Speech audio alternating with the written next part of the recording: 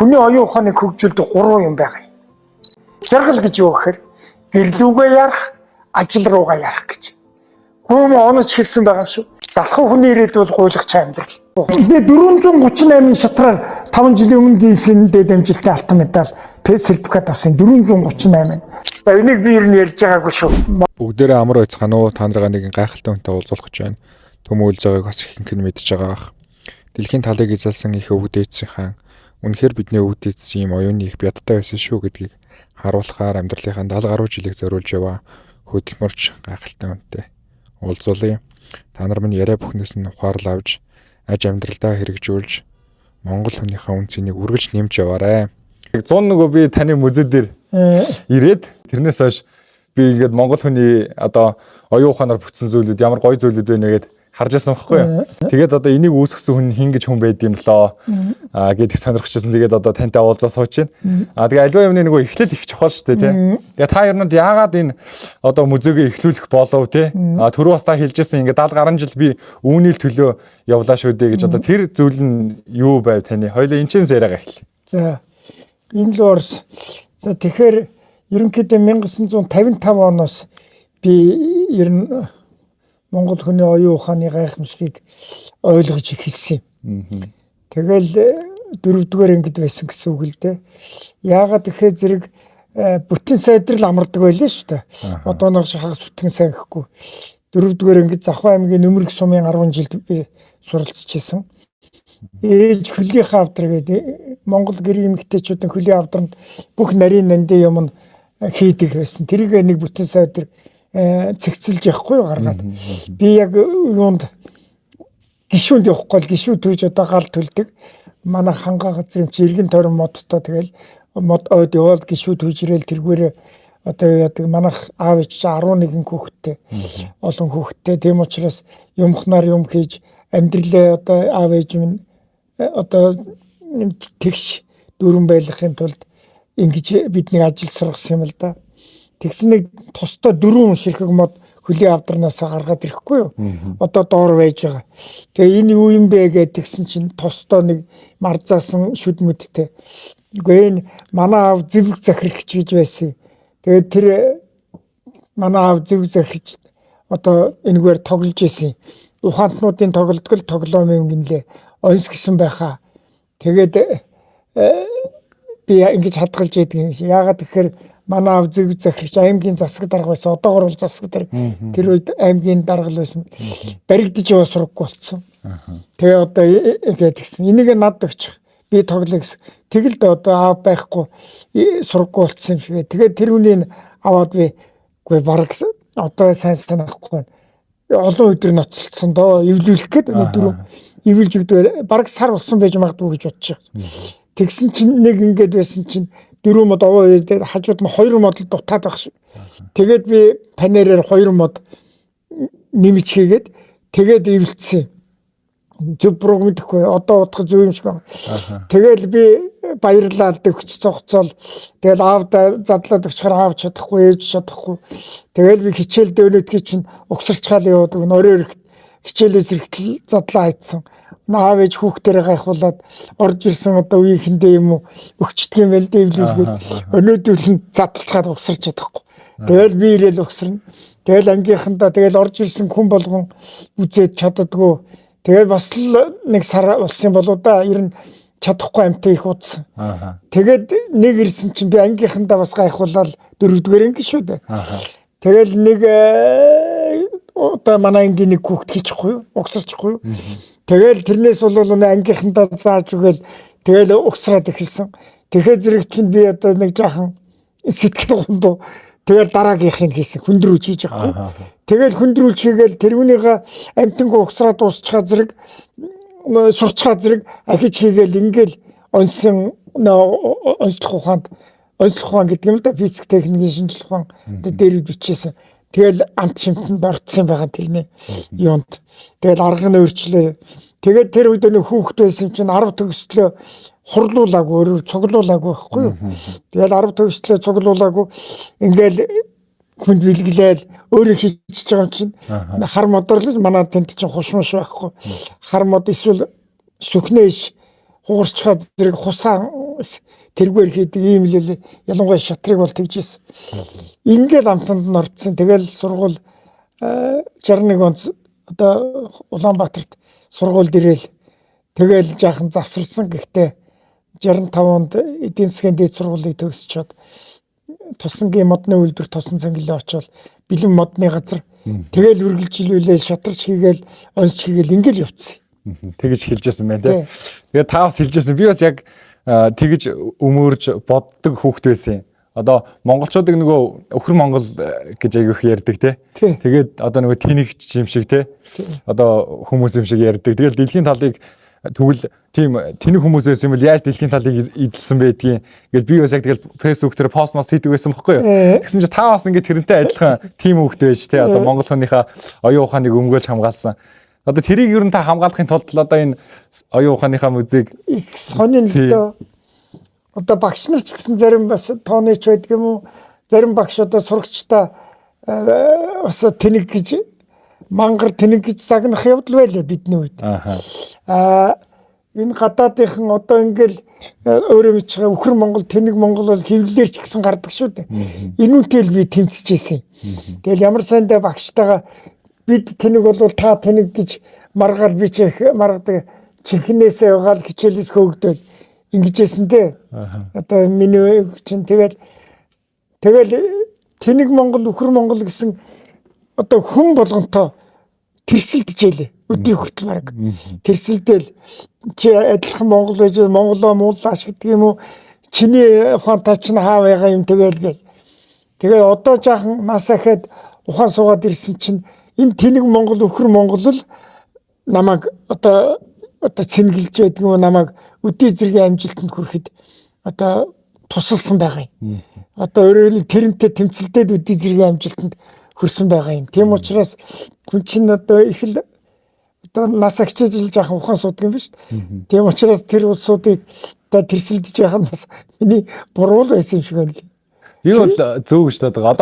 Одоо үед ч гэсэн би бас тэгдэг байхгүй. Одоо бол бас хүмүүс их муу юм болохоор л монголчууд тийм гэдээ баг муу болгон дээр л монгол тодтолыг өгдөг учраас энд ч гэсэн би ингээд имзэглэдэг учраас одоо та нар шиг ийм одоо монгол хүн ийм байдгийг шүү гэдгийг одоо баталсан ийм хүмүүсийг уулзаж одоо би энэ яриаг нь үлдээхэд байгаа миний зорилго байхгүй юу. Тэгээ би одоо ингээд энийг би Баатар подкаст гэдээ нэрлэчихэд байгаа юм. Тэгэхээр хүн болгоны дотор Баатар байгаа. Бид нар бас Баатар өвгд эцэстэй тийм ээ. Тэгэхээр тэр Баатарын оюун ухаан ямар байт юм бэ гэдгийг бас би таныг бас харуулад явж байгаа хүмүүсийн нэг гэж бодоод байгаа байхгүй юу.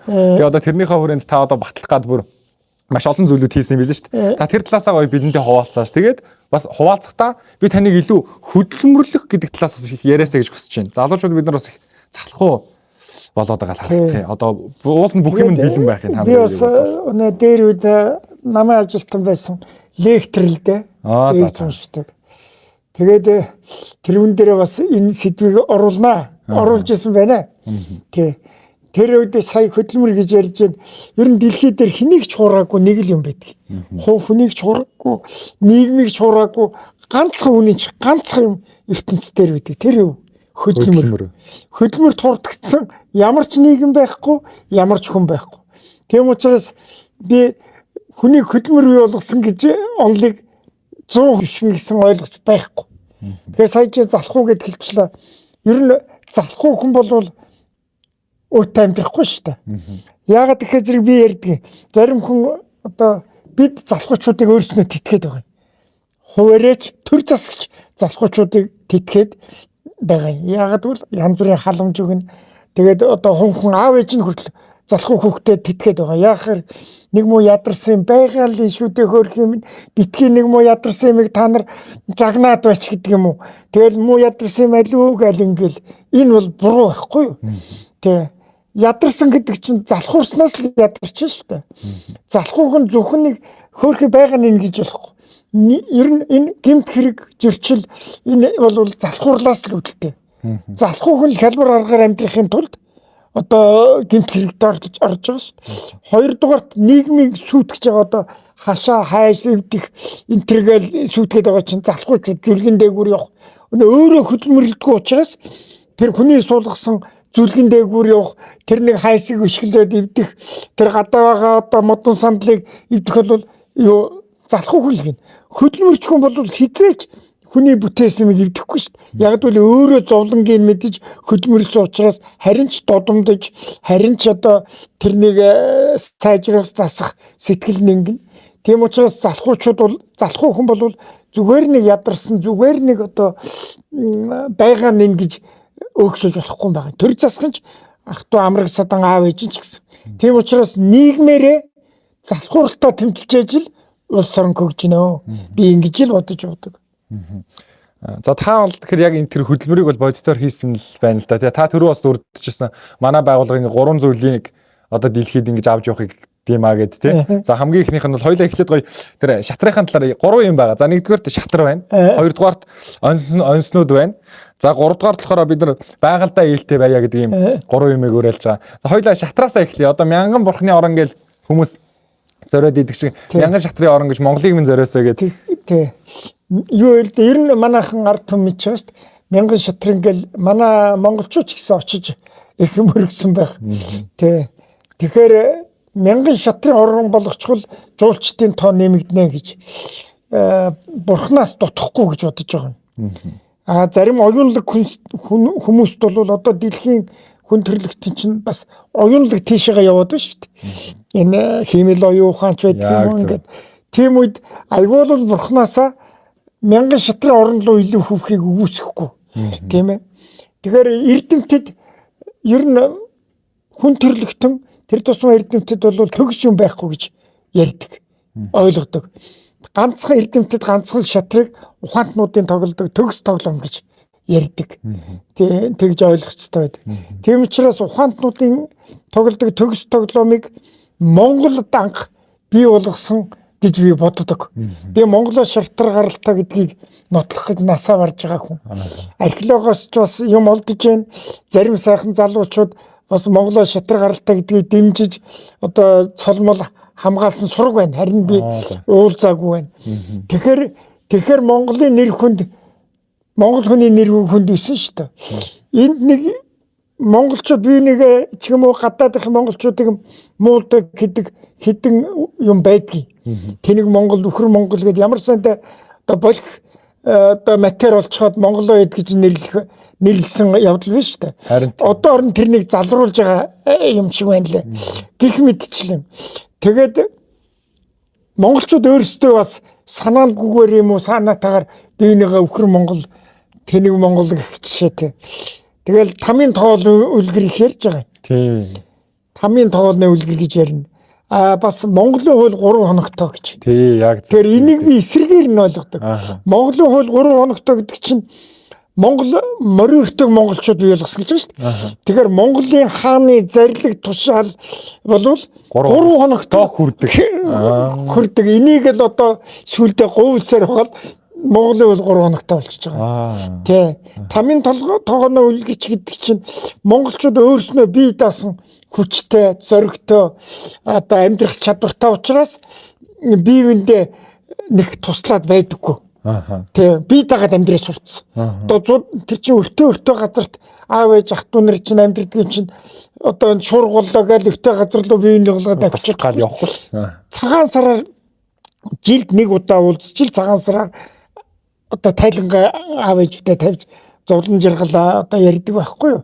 Тэгэхээр энийг биеиндээ тусалдгүй одоо тамийн тоогооны үлгэр гэж жишээ татах тусаатай. Тэгэхээр юмыг одоо дандаа сайн талаас нь би ер нь хүн оюун ухаанаа одоо хөгжүүлж ижил юмыг зөв талаас нь үдэж ижил байна. Борн гэдэг нэг философчин үг байдаг юм л да. Таталцлын хууль гэдэг. Тэн дээр юу гэж бичсэн гэхээр зэрэг таталцлын хууль гэхээр бид физикийн шинжлэх ухааг нэг л бодоод байна. Соронзоо оронч байдаг юм уу? Ингээд сэтгэл санаа хүн бол антин. Тэгэхээр та сайн бодол байвал сайныг л татаад байна. Муу юм бодоод байвал мууийг л татаад байна. Тийм учраас дайралтсан хүн болгондоо одоо баярлалаа гэж хэлж сур гэж байна. Тэгвэл таныг олон хүн баярлуулна, та дандаа баярлаж явах болно гэж. Би одоо фэйсбүүкт бичсэн л дээ. ус цацсан хүний урдаас ерөөл хилцүү өрг гэж. Тэр ийм маягаар л хүн болгон өөрийгөө хөгжүүлэх ёстой. Тий. Ямарваа одоо бэрхшээл зовлон ингээд тохиоллоо гэхэд тэрнийг дандаа сайн тал руу нь бодож залруулж өөрийгөө цэнгэлж өөрийнхөө стрессийг тайлж явах ёстой. Муу юмтад харалдаж болно шүү дээ. Тэгэхэд тэр үнээс дандаа сайн талаас нь тэгвэл та өөрөө хөгжин, таны амьдрал одоо гайхамшигтай сайхан стрессгүй байна. Та ажил амьдрал дээр амжилт олж олон хүн баярлуулвал чамааг олон хүн л баярлуулна. Тэгээд тэр боор нь одоо бичсэн байлээ л дээ. Өртөөхөн утас дуурахаар за өнөө өрөө нэхнэ гэл утас авдаг яг л өрөө нэгдэг гэж.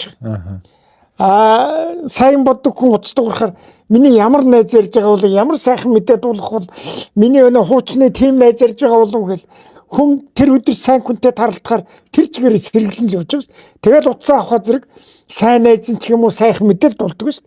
Тэгэхээр сайн бодож сайныг л дуудаад байх хэрэгтэй. Хүн болгонд баярлалаа гэж хэлж хүн болгоноос өөрөө баярын үг сонсох хэрэгтэй.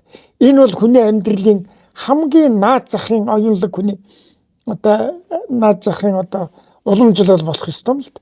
Энийг л баримталж явах хэрэгтэй.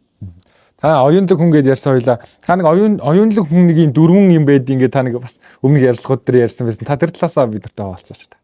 За энэ чинь яг миний ярьдаг юм асуулаа баярлалаа. Хүний оюун ухааныг хөгжүүлдэг 3 юм л байгаа юм. Би бол прагматик хүн л дээ. Одоо тэгэхээр 3 юм. Нэгдүгээрт хөдөлмөр. Хөдөлмөрч хүний оюун ухаан бүх талаараа хөгжиж байдаг, хөгждөг. Одоо малчин хүн ч гэсэн оюун ухаан дээд сургууль төгссөн хүнээс яг одоо амьдрах ухаан нь илүү л болцсон байж байгаа жишээтэй. За нэгдүгээрт хөдөлмөр, хоёрдугаарт тоглоом наадам. Гуравдугаар сургууль соёл байгаа.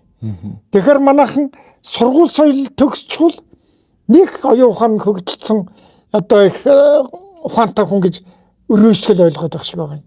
Тэгээд өнөө тоглоом наадмаа өнөө хөдөлмөрийн хүмүүжлээ нэг ярихгүй. Одоо ер нь хөдөлмөрийн хүмүүжил бол хүнийг одоо ер нь л хөлөө олоход туслана да. Тэгэхээр энэ 3-ыг зэрэгцүүлж ажил, энэ 3-ыг адил хэмжээнд тэгш хэмжээнд авч ажил хүний оюун ухаан хөгжин гэж би боддог. Залхуу хүний оюун ухаан хөгжихгүй. Энэ залхууч чинь оюун ухаан дутуу хөгжсөн учраас залхуураад байгаа шүү дээ. Тийм ээ. Дөрөв би залхуурлын талаар ярьсан шүү дээ. За тэгэхээр оюун ухааны хөгжлийн шалгуур үзүүлэлт гэж байна дээ. Тийм. Одоо чи өтрийн хинэн илүү оюун ухаан хөгжсөн, хинэн арай дутуу юм гэж. Тэр манайхан өнөө диплом төгссөн сургуулиар нь шууд ойлгоод байгаа юм. Ажилд авахтаа хүртэл. Тэгэхээр тийм биш ээ. Оюун ухааны хөгжлийн шалгуур үзүүлэлт нь минийхаар болвол нэг 4 юм байгаа юм. Чи 4. Нэгдүгээрт яг амьдрах чадвар. Яг таргамал тал руу ашигтай гэдэг шиг. Амьдрах чадвар. Таны амьдрах чадвар сайн л байгаа бол таны оюун ухаан хөгжсөн л байгаа гэсэн. Таны амьдрах чадвар муу л байгаа бол оюун ухаан дутуу л байгаа гэсэн. Хоёрдугаар сайн муу сайхан муухайг ялгах чадвар. Сайн муу сайхан муухайг ялгах чадвар. Ялгах чадвар. Оюун ухаан хөгжсөн хүн бол ялгаал сайныг дагаал сайныг бүтээгээл ингээл амьдрал ажил амьдралдаа юу вэ? Оюун ухаан хөгжөөг бол буруугийн ойлгол одоо тийм хүн их байна шүү дээ. Дамтаа гэдэг шиг. Одоо 90 оны ардчилсан хувьсгал бидэнд хичнээн сайхан одоо өгөө. Тэрний хүчин улс орн минь яасан сайхан зэгцэлж байна. Гэтэл 90 оны тэр ороо босгоо үед одоо буруутгаад буруудаа шуран оронд орсон, бүр хэрэг төвөгт орсон маш олон хүн таны танилж байгаа, миний танилж байгаа. Тэгэхээр энэ бол их чухал, тийм ээ. 3 дугаарт ямар юм бэ? Одоо юу гэвэл одоо урам өгдөг гэдэг чинь. Тэ. Ухаантнууд л хүнд урам хайрладаг. Ухаан муутай хүн бол хүний сэтгэл рүү дандаа ус хийж идэг. Ухаандаа өнөөдөр би нэг сайхан утас өмсчээл сэтгэл өндөр ажил дээр ирэхдээ ухаан муутай хүн бол хятадтай ирээний нэг нуусан цамц өмсчихэд нэг гайхуулж байгаад гээл. Гэхдээ чи яаж байгаа хүний сэтгэл гээл би шудраг болохоор гэд. Тэр муухай юм дандаа би шудраг болохоор гэж цайруулдаг. Ухаантай хүн бол чамд ястай гой загчээстэй мөнгө гээл ингээл хүнд урам хайрлж идэг. Одоо өвчин зовлонд нэрвдэд юм уу имлэгхэд оног сар хөвтөд гараад ирэхэд ухаантай хүн бол чиний царайжс ямар гоё болж байна гэж ингээл урам харилж яхад ухаан муутай хүн хөөх цонхийгаад чи зүгээр үү гэл тэгээд би шудраг болохоор л гэж ингээл ялгчихж байгаа юм тийм ээ ингээл энэ мэдчлэн дараа нь эрүүл аж төрж амьдрах чадвар ухаан муутай хүн бол буруу юмыг юу вэ ухаанда ариг тамхин донтох мөрөөтэй одоо бооцоодоо тоглоомн донтох гэх чинь тийм ээ эрүүл аригын донтохч байдаг юм уу ухаантай хүн бол тэднээс чинь бие сэргийлэл буруу юм донтохгүй ийм дөрвөн юмар хүний оюун ухааны одоо хинж шалгуурж байж болж байна те хүн өөрөөгөө тэгж шалгаруулж болно би аль зэрэг ухаантай хүн гэдэг наадах ч бас надад их сонирхолтой санагдсан юм аа тийм учраас суулцаад түрүү хоёулаа нөгөө шатраа ярьж байсан шүү дээ тий одоо хоёулаа онцныхоо тухай яри одоо мянган шатартай болох таавал хэрхэн зоригтой явж байгаа та нэр одоо хэдэн нас хүрж байгаа вэ та хэлж болох уу та болно л да 80 нилээ гарчлаа шүү 80 гарцсан нилээ гарцсан шүү бас манай үзээгүй хүн өнөө нэг дөрвөлжин Европ шатар дөрвөлжин жоохон нэг 40-50 хэмжээтэй ингэж бод манай 691 шатар дотор 7 метр 60 сантын хөлөгтэй дээгүүр нь яв тоглодог шатар байна 7 метр 60 сант том хөлөгтэй нэг заалан тэр чигээр 4 метр 50 сантын шатар байна за тэгээд хөлгийн нэрэд байна шүү дээ тэгэхээр одоо дүрс нь бол том л байж таарна шүү дээ тэгээд 2 метрын ч байдаг юм уу тэгээд 90 метр 50 тийм шатрууд голдож байгаа шүү тэгээд нэг 40-50 сантын одоо Европч гэдэг нийтийн шатар бол байна. Гэхдээ зүгээр энэ ийм том шатрыг энэ тоонд орж байгаа гэдгийг ойлгуулахад би хэлээд байна шүү дээ. Гайхамшигтай юм аа. Би нөгөө өөрөө насан туршийн боловсролын багш гэдэг мэргэжлэр төгссөн байхгүй юу? Тий, тэгээд тэрэн дээр болохоор хүн ер нь бол ийм дасралтгоос оролцох хэрэгцээтэй байдгаа гэж. Тэгээд тэр үүднээс би ингээд таны насыг асуусан шүү. Одоо залуучууд одоо Монголд уучлаарай таны хөдөлгөөн шигшлээ. Одоо Монголд ингэж ярьж байна. Монголд мөрөөдөхөд хэцүү болсон гэдэг. Мөрөөддөг хүн байхгүй болж байна. Одоо нөгөө нийгэм нь хэцүү болоод ингэж байна. Тэгэхээр би одоо залуучуудаа тэгж уриалгах чихгүй тий. Одоо ингээд төмөөл заах маань 80 гарцсан. Дэлгэр сайхан зөндөө мөрөөдөлтэй хүсэл тэмүүлэлтэй тий. Сая та намайг ирэхэд ингээд их завгаа сууж байсан шүү дээ тий. Гэтэл бид нар бас шатраа хийгээд шатраа хийгээд сууж байгаа. Гэтэл бид нар ингээд утас ухаа сууж иж болох байх. Тэр аль болох би бас таны түрүүний яриад байгаа тэр залхуу байдал хөдөлмөр гэдэг зүйлийг яг та өөрөө ингээд үлгэрлэж явж байгаа учраас би аль болох ингээд хүмүүст ингээд хүрэхийг яг тэрийг би зориод байгаа байхгүй. Бас бүр ингээд одоо би бас ажлаа ингээд харахаар 55-аас дээш хүмүүс ингээд дэлгэхэд гараад ирэхээр унцдаг юм бэ. Зориггүй болоод нөгөө нийгмийн бүлгээс хойшлогдоод одоо үгүй шүү гэдгийг л одоо та түрүү хэлчихсэн ш нь намайг нэг магтаадах юм байхгүй зүгээр дундаж монгол хүн би зүгээр игэл юм ингээ хийгээ явж байгаа гэж тийм ээ.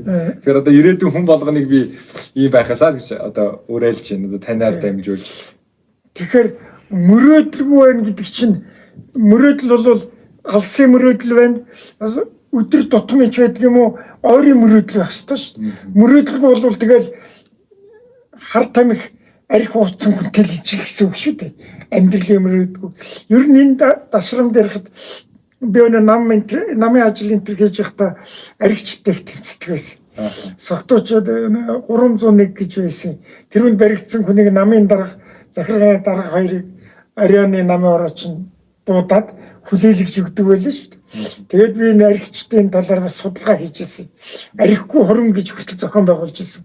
Хурмыг архигүй хэлгээд архигүй хийсэн хурмнаа хост бүрэн мебель энэ гэрийн мебель хүртэл өгч оромшуулж ирсэн. Их газар авсандаа эн чинь би одоо энийг болоо ярих их дурталд архигүй хурим.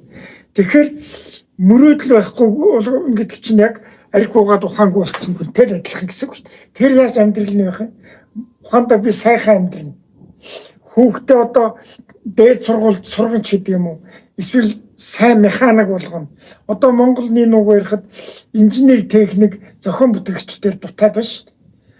Улс орныг хөгжүүлэхэд дутж байгаа юм тэр зохион бүтээгч инженерүүд, физикийн мэргэжилтнүүд. Тэгэхээр одоо аав ээж нь би сайн инженер болгоно хүүхдээ гэдэг юм уу? Ийм мөрөөдөл байж. Тэгээ мөрөөдөл төрөл тэр чинь хоногоор мөрөөдөлтөд хүрэхин тулд баг боловч хүн юм хийгээд тэгээд юм хийгээд ирэхээр л ухаан суугаад байгаа. Ер нь юм хийгээвэл ухаан сугаал байна. Юм хийхгүй алхаагаал хэвдчихвэл ухаан одоо дүнхүү бол унтраал байна. Тэгэхээр авьяасгүй хүн гэж байдгүй. Би өдөр амьдралээр одоо ярьж штэ. Бас намайг ажил хийгээ хүнтэй ажиллаж ирсэн үед авьяасгүй хүн гэж байхгүй. Авьяасыг хөдөлмөрч хүн л хөгжүүлдэг. Залхуу хүн авьяасаа зэврүүлждэг. Өнөөдөр юм гэвэл дандаа дээшлэл амжилт нэгтэй л байна. Ямар санд түрүүн тэр байгаль дэлхийн ногоон хөгжлийг эрхлэгчээр хүн одоо байгалийн энэ дагалдахыг олж аваад өөрөө эхлээд өөртөө идэхгүй тааруухан хийж болно л одоо дүрс одоо модны уран-үндсээр ингээд морь хийхэд таар.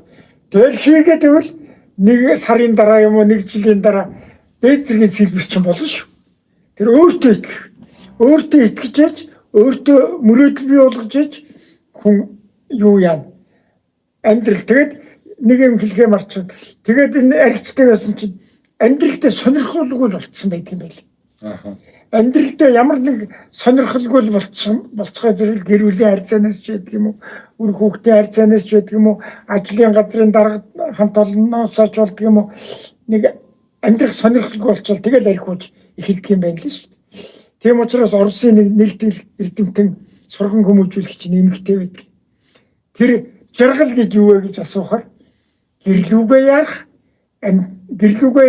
ажил руугаа ярих гэж. Гэхдээ Монголч хэлсэн байгаа шүү. Гэрлүүгээ ярина ажил руугаа ярина гэдэг чинь аль алинд нь сонирхолтой байна гэсэн үг шүү дээ. Ярахаа байцгаа зэрэг л дампуураад хэлсэн шүү. Тэгэхээр энийг биеиндээ их дэмжиж, биеиндээ ойлгож, гэр бүлийнхэн үр хүүхдээ ойлгож, амьдрал сонирхолтой болгох хэрэгтэй. Одоо чиний сая ярьдгээр мөрөөдөлж болохгүй гэдэг. Сонирхолтой болгох. Авьяасын дэмжих. Ер нь сайн удирдагч бол нэг хэдэн шинж байдаг гэж байна шүү дээ. Сайн удирдагч хүнд ямар шинж байдаг вэ? Нэгдүгээрт авьяасыг дэмждэг. Авьяасыг одоо маш их дэмждэг. Хоёрдугаарт залуучуудыг дэмждэг. Гуравдугаар шинийг санаачлагчдыг, шинээр сэтгэгчдийг их дэмждэг. Энэ хэдийн юм байж ижил сайн удирдагч болдго юм байна. Тэгэхгүй бол энэ сайн удирдагч болохгүй болдго юм байна л дээ. Тэгэхээр нэг ийм үг байдаг. Өнгөрсөн үеийн залуу үе үргэлж муулж шүүмжилж байдаг. Гэхдээ залуу үе нь өнгөрсөн үеэс заавал илүү бүтээдэг. Энэ бол амьдралын батлагдсан одоо хөгжлийн хуульд амьдралын одоо бид залуучуудыг дэмжиж залуучуудаа итгэж тэдэнд одоо юу гэмт одоо үлгэрлж ижил одоо залуучуудыг дэмжиж ижил улс орноо хөгжүүл. Монголын нэг айхтар үг гэдэг юм л да. Үглэж хүмүүжүүлэхээр үлгэрлэж хүмүүжүүл гэж. Тэгэхээр бид үлгэрлэх хэрэгтэй. Чийч хамт олондоо найз нөхдөд бийж одоо хүнд тэгж ижил улс орноо хөгжүүл. Тэр сэтгэл нь мохсон хүнийг зоригжүүлж дэврэх хэрэгтэй сэтгэл санааг.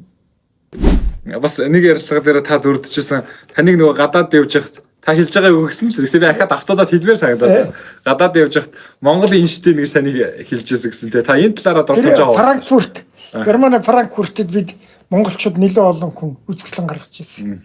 Би ч бас онс монсоор яваал би ер нь яаж байгаагүй тэгээд насахад ирэхээр бас дурсан зулгаад үлдчихэн зөв юм гэж боддог болсон.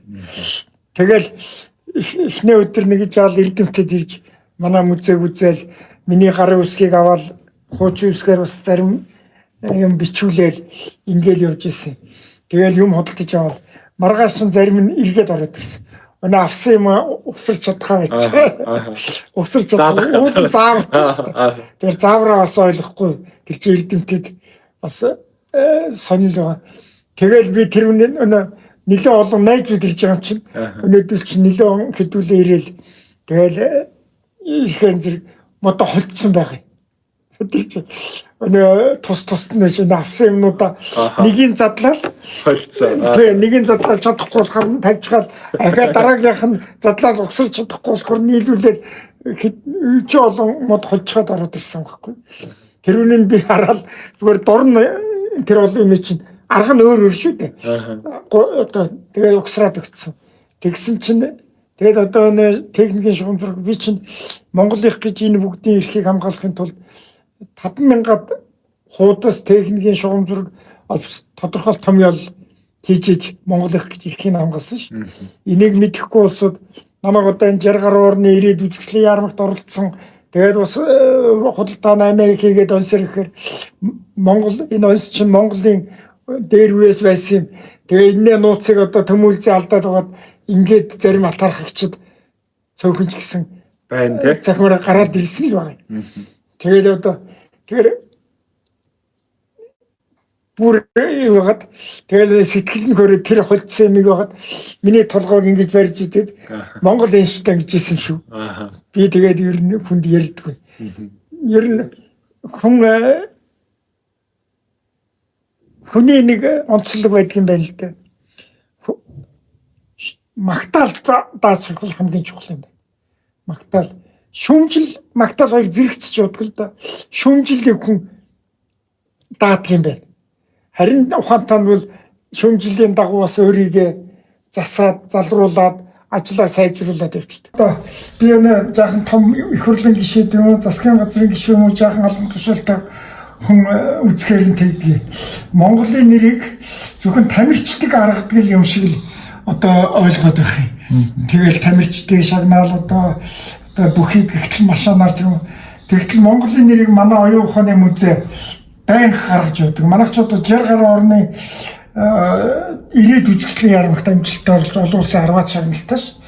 Жишээлбэл одоо ингээл хараа энэ. Тэгэл Монголын далбай, тэгэл Монголын далбаанууд тэр ингээд шууд Монголын далбай гараал энэ ном зохиол дээр ингээл одоо явж идэг энэ зураг. Тэгэхээр тамирчдыг тэгж яхан зү тамирчдын хэмжээнд оюун ухаан, оюунлог хүмүүсийг оюун ухааныг ингэж урамшуулвал улс хөгжихэд илүү нэмэр болно гэдэг. Ухаандаа машинаар шагнуулсан хөгжмийн зохиолч байна уу? Баах. Машинаар шагнуулсан одоо зохиолч байна уу? Ярууна хэрэгч байна уу? Байхгүй. Тэгтэл одоо машинаар шагнуулсан бүх тамирчин одоо ингээл өчөө ээж идэг. Тэгэхээр энэ зэрэгцүүл оюун ухааныг дэмжиж ээж л улс орон хөгж. Их оронч хүн гэж их ярих дуртай байж. Бүх хүн одоо чэйж тэгтэл би их оронч хэл. Тэгээд тэр нь хуурамч их оронч. Одоо энэ янз бүрийн юм хийж байгаа, барилга барьж байгаа хүмүүсийг дарамтлж мөнгө салгах, энэ уул уурхахныг дарамтлж мөнгө салгах тэрийг би их оронч болохоороо гэж. Тэгж энэ их буруу одоо үлгэрлэл гэж би боддог. Дарамтлж хүнийг шантааж. Их оронч гэж ер нь ямар хүнгүй байдгүй гэдгийг би хэлэх гээд байна л дээ. Тэгээд их оронч гэдэг бол миний бодлоор бол өөрийнхөө үүргийг л хэний шаардлагагүйгээр биелүүлдэг хүн л жинхэнэ их оронч. Үүргээл биелүүлдэг хүн болгон их оронч. Ингэж л боддог. Тэгэхээр бүх хүн их оронч байж болно. Үүргээ биелүүлдэг. Иргэний хаач байдаг юм уу? Үүргээл биелүүлж ивэл та их оронч. Чиний одоо нэвтрүүлгийн эзэн шиг та баатар. Үүргээ биелүүлэхгүй мөртлөө их оронч хэл том яриад яах вэ? Үүргээ ягшлал биелүүлдэг хүн агуу их оронч, агуу баатар. За танд баярлалаа. Хоёул ерөөхдөө өндөрлөх шатлалгаа оръё. За. Тэгээ та сая гоё бас баатар гэдэг үгийг дурдлаа. Тэгээ би бас энэ нэвтрүүлгээрээ дамжуулаад ерөнхийдөө баатруудыг та уулзаж ярилцаад илүү хүнийг баатар болох сэтэл өгөхөөс энийг үзэж байгаа хүүхдч вэ, хинч вэ, өөрийнхөө доторх баатрыг гаргаж ирж өгөхөөс ингэж хичээгээд байна. Тэгээ баатартай яах аргагүй их орон гэдэг сэдв холбогдсон. Энийг та их гоё тодорхойлоод хэлээд өгчлөө. Одоо хоёулаа гоё баатар гэдэг хүнийг ер нь баатрын тухай хоёулаа ярилцаад цаахаа яриагаа өндөрлөдөг хөө.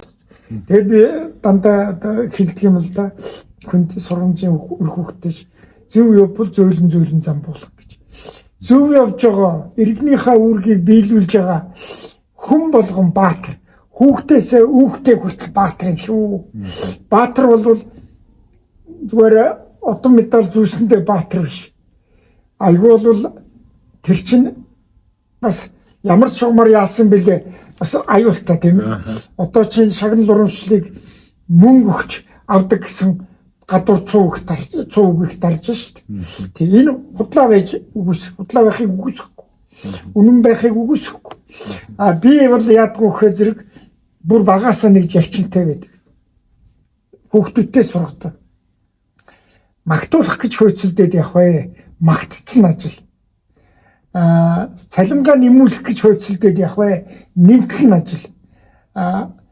Шагнал урамшил хөөцөлдөд явах бай шагнал ажил гэж. Яг ийм зарчимтай явдаг. Одоо би гавьяаталтаа 98 онд намайг гавьяат болгосон. Надаас манай хамт олноос нэг ч бичиг байгаагүй.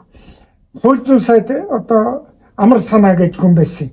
Оюуны өмчийн газар чинь хууль зүйн яамд харьяал л та. Тэгээд тэр хууль зүйн сайд амар санаа манай музейг үзээд одоо хотын төв дээр эвлийн төв орооны байранд байлаа шүү дээ. 98-нд үзэл тэгэл одоо мэдрэмжтэй хүн гэдэг чинь тийм биш. Тэгээд шууд оюуны өмчийн газар орол хажуудалд нь замын хоёр талд оюуны өмчийн газар замынхаа баруун талд эвлийн төрөө манай музей бол замынхаа зүүн талд хоортоо 50 метр л газар байгаа. Үзэл ийм юм одоо байгуулад ингээд бүтээсэн энэ хүн хажууд чинь байхад та нар юугаа хийж исэн гэж яагаад тодорхойлт өчөөдөд амар санаа тэгээд өөрийн гар бисгч зураад тэгээд 98 онд намайг соёлын гавьяа зүтгэлтэн болгосон. Тэр мэдрэмжтэй хүн. Тэр энэ мэдрэмжтэй хүн л улс орныг бас удирдна. Тэгээд хэрэв амар санаа сайд намайг хууль зүйн сайд байхдаа намайг тодорхойлж гавьяат болгоогүй бол 98 онд байтха одоо хүртэл би гавьяатгүй л байх байсан. Тэнд компаниас ганц өгүүлбэрч ороогүй. Тэгээд 98 оноос хойш одоо 27 жил болж байна. Тэгэл амтын одоо орж ирэл 27 жил болоход гал ингээл янз бүрийн ярьдаг. Гэхдээ би өнө зарчмын тийм чинь. Тэгэхээр одоо би нэг асны бас тэр гадуур одоо яригдээд байгааг үгийг үнэн худлын нотлох гээд байгаа. Өнөө оюун ухааныг нотлно гэдэг шиг. Үнэхээр мөнгө авч одоо шагнал өгдөг бол би хизээч одоо шагнал авахгүй. Одоо тийм амар санаа шиг мэдрэмжтэй удирдлага гарахгүй бол хэрв мөнгө авч шагнал өгдгөө хийсэн бүтээснээр нь өгдөг бол аянда миний гэснээр шагнах цаг ирнэ. Шагнал өгөх цаг ирнэ. Ягаад гэвэл энэ музейг үзсэн миний хөдөлмөрийг одоо эн чинь миний 70 жилийн хөдөлмөр шүү дээ. Үзсэн орж ирсэн гадаад дотоодын бүх хүн энэ талаар ярьдаг. Би бол дуурдаг. За Уул нь бид өндөрлмөөргүй л байна л да яриагаа ингээд цаашаа яваад яваарай. Би бас таны нэг юм хийж яхад гаргаад ирсэн болохоор юу яаж чадахгүй байгаад байна. Тэгээд та бас их гоё юм хэлчихсэн шүү дээ. Нөгөө музейтэй холбоотой юм ярьсных. Одоо гадаадын хүмүүс зарим хүмүүс эргэлздэг. Дэлхийн талыг монголчууд эзэлсэн юм гэхээр би эргэлздэг байсан. Би танай музейг үзээд би ингээд итгэлээ гэж. Канон дээр ч одоо бас гардаг ч та тунгалаг тамир канон дээр олон хүн гадаадын олон эрдэмтэн одоо тэгж хэлж ийсэн эрдэмтэн ишээ үзэгч нэгжсэн үзэж гал үнэхээр одоо эхлээд жаахан би ярилда эхлээд музейгээр орохтой нэг иймэрхүү маягаар ордог нэг Япон, Герман, Америк одоо энэ одоо хөгжилтэй орнууд чинь нэг тэгэл хоёр давхраас нэг мэдсэн гараа буулгацсан байдаг. Гурван давхар тэрэл манай тайлбарлагч бүхийг намайг сураал төмөлзөө гэдэг хүн чи одоо би зарим бүр үжээ яваад өгсөн гэж боддгоо шиг байгаа. Энэ их юм хийсэн учраас яваад өгсөн байх. Амьд би юу гэж асуудаг гэж байгаа. Тэгэл байдаг гээл дөрөв давхрыг үзээл тэгэл миний гарын үсгийг авах гэж байна. Надад зураг авахулна, гарын үсэг авна. Тэгэл одоо хэлдгийн зарим нь. Монголыг дэлхийн талыг эзэлсэн гэхэд би өдөө хүртэл сайн итгэдэггүй. Түүхэн наан цаана юм байдаг л байх. Танаа музейг үзээд аргагүй одоо монголчууд дэлхийн талыг эзэлсэн байна гэдэг нь ойлгомжтой боллоо. Дэлхийн талыг чинь ухаанаараа л эзэн штэ. Монголчууд аргагүй л оюунлаг ухаантай хүмүүс бай одоо мэдэгдэж байна гэж. Ингэж урам харилдаг штэ. Түрүүн би хэлсэн штэ. Ер нь урмаар л хүн юу лээ урмаар тэтгэхээр урмаар тэтгэх гэж. Тэгэхээр ухаантнууд л урам хайрладаг. Тийм учраас ухаантнууд л хүнд баярлалаа гэж хэлнэ, урам хайрлаа. За тэгээд би хоёлаа энэ хүргээд өндөрлөе тийм ээ. Дараагийн нэг удаа гэж бас байх болоо. Та юу гэж бодчих. Хоёуланд нь. Гэхдээ би одоо юмыг мартахгүй шүү дээ. Шатар өгөх гээд байгаа гэж. Тэгэхээр шатраа бариад нэг ахаад ороод ирэх байх гэж бодчих. За тэр үед хоёлаа нэг ярилцлага хий тийм ээ. Тэгэл гордол байж шүү дээ. За хоёул тэгэл тэр үед дахиад нэг гоё ярилцлага хийгээд дуусах. Би одоо энэ үхэнд ихэд антинхоо ярьдгийг. Танд одоо би одоо цагаан сар болон тийм ээ. Тэгэл миний төрсөн өдөр сая төрсөн өдрөөр 6 шатраа хэлсэн шүү дээ. Миний төрсөн өдөр 10 сарын 9-нд 6 шатраа бэлгэнд орж ирж байгаа. Тэгэхээр ийм юм хийдэг ийм уран утган хүнд одоо юу их мэдэхгүй юм. Шатралг үлвээ бай. Тэр шатар бол хуучин байж болно, дутуу байж болно, бигүүцэж шүү дээ. Том байж болно, жижиг байж болно. Тийм ээ. Эхнийх тусмаа бүр хуучин дутуу байх юм шатрал өгвөл би их баярлдаг хүн байна. Тэ. Энэ дашранд би одоо өөрийнхөө сонирхлыг хэлчихлээ шүү дээ. За та. За тэгээд би энэ Баатар подкастаараа дамжуулаад тэгээд энэ сайхан шар хаадаг юу цагаан сүүгээрээ дамжуулаад би бол хөвдөө таныг хамгийн том ингээд бас хөдөлмөрийн баатруудын нэг гэж бодож байгаагаа хэлээд би бас нэвтрүүлгээ өндөрлмөр байна. Тэгээд та бас би танаас асуугаасаа гэж хүссэн гэсэн асуугаагүй эсвэл хүмүүст ингээд хэлмээр залуу үедээ одоо би 26 та залуу байхгүй. Эсвэл надад зориулаад юм уу та ингээд чин сэтгэлийн бас үгээ хэлээд хоёулаа нэвтрүүлгээ өндөрлөе. Тэ. Би түрүүн хэлсэн да залуучуудыг дэмжиж залуучуудад итгэл өгч тэдэнд урам хайрлж байж л улс орон хөгжинэ. Энийг чи залуу хүн үеийнхэндээ ойлгуулах ер нь чиний одоо энэ юунаа чинь урээ болсон ч болохоор залуучуудыг дэмжих. За баярлалаа тань цаг гаргасан танд баярлалаа тань. За ингээд. За сайхан боллоо баярлалаа. Тэр бас яг ингээд өндрүүлчихөөгүй яг ингээд болсон ч цаашаага яриа үргэлжлэн явцсан. Тэгээд бүр маш олон гоё зүйлүүд талаар ярилцсан.